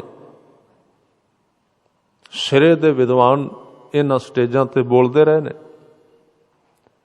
ਤੇ ਆ ਜਿਹੜੇ ਸਰੋਤੇ ਬੈਠੇ ਹੋਏ ਨੇ ਇਹ ਤਕਰੀਬਨ ਕਥਾਵਾਚਕ ਬਣ ਚੁੱਕੇ ਨੇ, ਸੁਣ ਕੇ 20 ਸਾਲਾਂ ਤੋਂ ਸੁਣ ਰਹੇ ਨੇ। ਇੱਕ ਨਹੀਂ ਸੁਣਿਆ, ਇਹਨਾਂ ਨੇ 20 ਸਿਰੇ ਦੇ ਵਿਦਵਾਨ ਸੁਣੇ ਨੇ। ਤੁਸੀਂ ਦੇਖ ਕੇ ਬੋਲਣਾ। ਮੈਂ ਕਿਹਾ ਫਿਰ ਕੀ ਹੋਵੇਗਾ? ਕਹਿੰਦੇ ਕੋਈ ਸਵਾਲ ਵੀ ਕਰ ਸਕਦਾ, ਤੇ ਮੈਂ ਕਿਹਾ ਇਹਦੇ ਵਿੱਚ ਕੀ ਹੈ? ਜਿਹੜਾ ਮੈਨੂੰ ਜਵਾਬ ਆਏਗਾ ਦੇ ਦਿਆਂਗਾ, ਦੂਸਰਾ ਕਹਿ ਦਿਆਂਗਾ ਆਉਂਦਾ ਨਹੀਂ ਮੈਨੂੰ। ਕਹਿੰਦੇ ਫਿਰ ਗੱਲ ਗਲਤ ਹੋ ਜਾਏਗੀ। ਗਲਤ ਤਾਂ ਹੋਵੇਗੀ ਬੰਦਾ ਇਹ ਨਹੀਂ ਕਹਿਣਾ ਚਾਹੁੰਦਾ ਮੈਨੂੰ ਨਹੀਂ ਆਉਂਦਾ, ਤੇ ਗੁਰੂ ਤਾਂ ਲੱਭਦਾ ਕੋਈ ਇਸ ਤਰ੍ਹਾਂ ਦਾ ਜਿਹੜਾ ਇਹ ਮੰਨੇ ਕਿ ਮੈਨੂੰ ਨਹੀਂ ਆਉਂਦਾ। ਉਹਦੇ ਛੱਜੂ ਝੀਵਰ ਦੀ ਖੋਜ ਵਿੱਚ ਫਿਰਦਾ ਹੈ, ਛੱਜੂ ਝੀਵਰ ਲੱਭਦੇ ਨਹੀਂ, ਉਹ ਤੇ ਬਾਬੇ ਬੁੱਢੇ ਦੀ ਖੋਜ ਵਿੱਚ ਫਿਰਦਾ ਹੈ। वो तो मिलते ही नहीं। सब कहते हैं पाया, घाट ना कि नहीं कहाया। सारे कहते आउंदा है, सब कुछ आउंदा है, असीं सिद्ध कर देंगे। गुरु ग्रंथ साहिब जी की बाणी विच भी गुरु साहब ने दावा नहीं किया कि मैं सब कुछ सिद्ध कर दिता है। उन्होंने भी ये कहा, इन्ना को मैनू पता सी, इन्ना मैं कह दिता, अगे होर बहुत कुछ है अजे, मैं उहदे बारे नहीं कह सकता, उहदे बारे मेरे को ज्ञान नहीं है। तो ये किन्ने बारीक हंकार ने साडे, इन्हां दे विच फसन करके ही आदमी बहुत जीवन खराब कर लेंदा। छोटे छोटे अहंकारां विच किसी ने कहानी लिखी है कि किसी मुरीद ने अपने मुर्शिद तो पुछया सी, कलयुग विच आदमी किहड़ी थां ते अड़िया रहिंदा है कि सच नूं प्राप्त नहीं कर सकदा। उन्हें कहा, सवेरे कहांगा, रात नूं उस मुरीद नूं एक सुपना आउंदा है। सुपने विच की वेखदा, एक बड़ा उच्चा पहाड़ है, वो थल्ले खड़ा है, उत्तों एक पत्थर रिड़ गया। वो पत्थर इन्नी स्पीड विच इन्ना भारा है कि जिहड़ा रुख अगे आउंदा उहनूं तोड़ दिंदा है, फिर रिड़ पैंदा है। वो थल्ले खड़ा है, उन्हें बड़े रुख तोड़ दिते। बड़ा उच्चा पहाड़ सी, उस पत्थर ने रिड़दे रिड़दे बड़े रुख तोड़ दिते। वड्डे वड्डे रुख जिन्हां दी उम्र 500 साल होवेगी, बड़े तणियां वाले उन्हें तोड़ दिते। जदों जमीन ते आउण तो थोड़ा जिहा दूर रह गया ना, अगे एक घाह दा तिणका सी सुक्का जिहा, वो अगे अड़ गया ते पत्थर खलो गया उत्थे। उस तिणके नूं नहीं तोड़ सकिया, उत्थे अड़ के रुक गया, अटक गया, लमकिया होया एडा भारा। वो हैरान हो गया सुपने नूं वेख, जिस पत्थर ने इन्ने वड्डे रुख तोड़ दिते वो तिणके नाल क्यों अड़िया। इन्ने नूं जाग खुल गई, सुपना ही सी। सवेर हो गई ते अपने मुर्शिद नूं पुछदा, मैं सुपना वेख्या। कहंदे हाँ, वो तेरे सवाल दे जवाब सी कि आदमी क्यों अटक जांदा इस समय विच, बड़ा कुछ कर करके भी क्यों अटकिया रहिंदा है। उन्हें कहा, किवें? कहंदे जिहड़ा पत्थर आ रहा सी उन्हें वड्डे रुख तोड़ दिते। कहंदे हाँ, छोटे नाल अड़ गया, तिनके नाल। कहंदे इसे तरह होया। कहंदे बंदा वड्डे वड्डे हंकार छड्ड दिंदा है, संसार दे अहुदियां दे छड्ड दिंदा, वो कह दिंदा छड्डे हंकार छड्डे। पर जदों सूक्ष्म हंकार आउंदा है ना कि मैं बहुत वड्डा धर्मी हाँ, उत्थे अड़ जांदा है, सारी उम्र ही अड़िया रहिंदा है। उथों उस तिनके नूं नहीं पत्थर तोड़ सकदा। बस उस तिनके नाल ही आपां बहुत अड़े होए हैं, और वो तिनका टुटेगा नहीं गुरु तो बिना। वो तिनका टुटना ही तां है कि जदों गुरु ने उसदी हौमै भन्नी, जिन दुबदा हौमै भन्नी।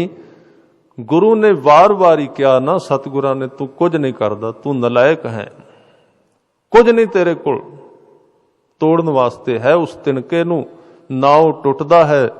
बस गुरु अर्जन देव जी कहंदे, भंभीरी दे खंभ जिन्ना पतला पड़दा है, जिहदे ओले परमात्मा दा देश लुकिया होया। भांभीरी के पात पार दो, बिन देखे दुरायो। उत्थे अटकिया रहिंदा हौमे दा बरीक पड़दा। शीशे दे मकान विच बैठा होया मनुख सारी उम्र भरम विच रहिंदा कि मैं खुले आकाश विच हां।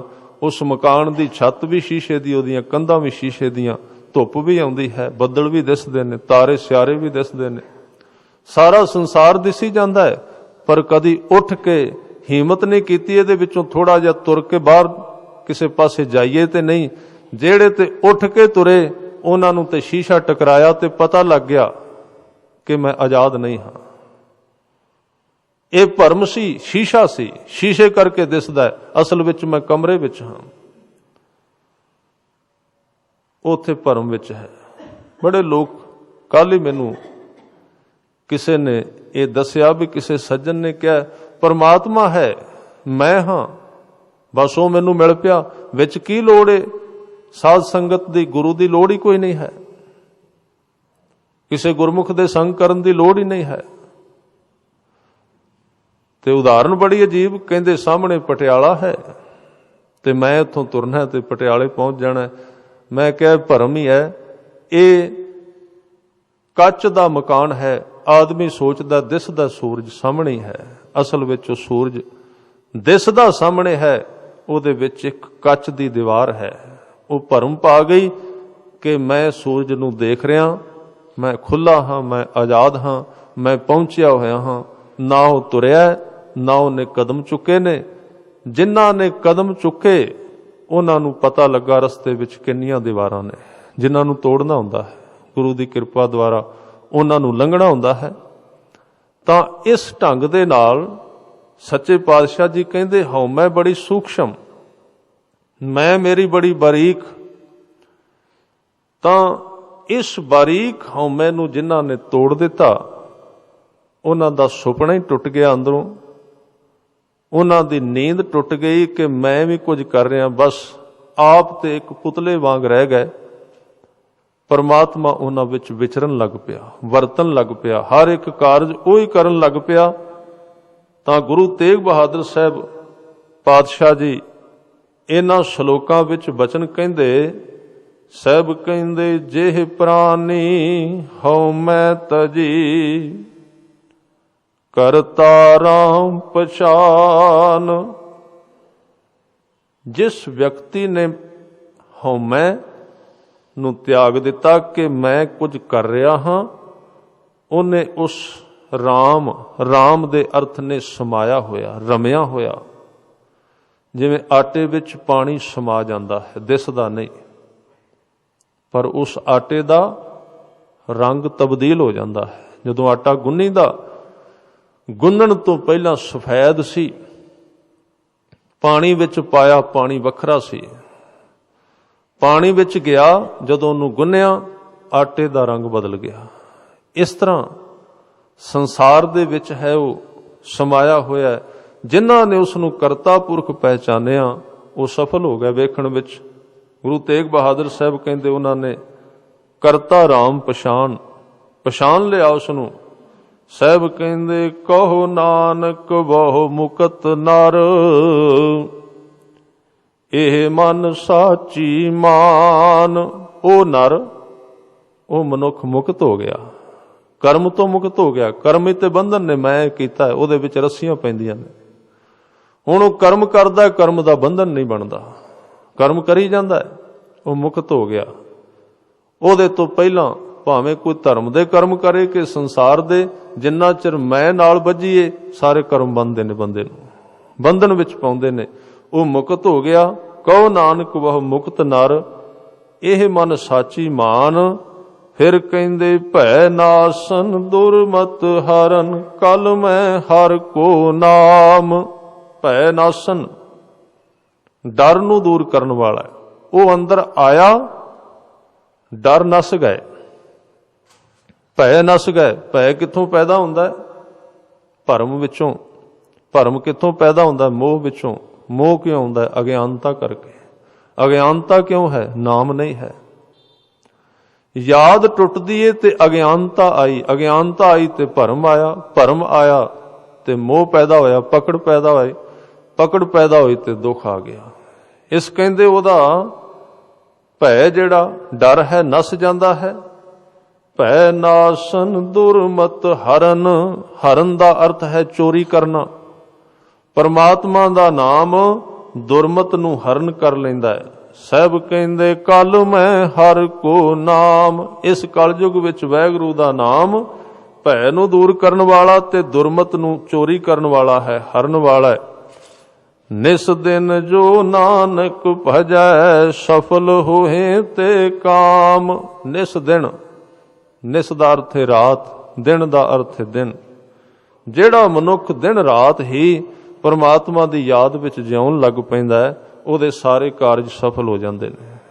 ਇਸ ਜੀਵਨ ਦੇ ਵੀ, ਇਸ ਸੰਸਾਰ ਦੇ ਵੀ, ਅਗਲੀ ਦੁਨੀਆ ਦੇ ਵੀ ਸਾਰੇ ਕਾਰਜ ਉਹਦੇ ਸਫਲ ਹੁੰਦੇ ਨੇ। ਗੁਰੂ ਤੇਗ ਬਹਾਦਰ ਸਾਹਿਬ ਪਾਤਸ਼ਾਹ ਜੀ ਕਿਰਪਾ ਕਰਨ, ਇਹ ਬਚਨ ਜੋ ਉਹਨਾਂ ਨੇ ਬਖਸ਼ੇ ਨੇ, ਇਹਨਾਂ ਦੀ ਵਿਚਾਰ ਸਾਡੇ ਜੀਵਨ ਵਿੱਚ ਵਸੇ, ਜੀਵਨ ਸਫਲ ਹੋ ਸਕੇ। ਸੋ ਇੰਨੀਆਂ ਬੇਨਤੀਆਂ ਪ੍ਰਵਾਨ ਕਰਨੀਆਂ।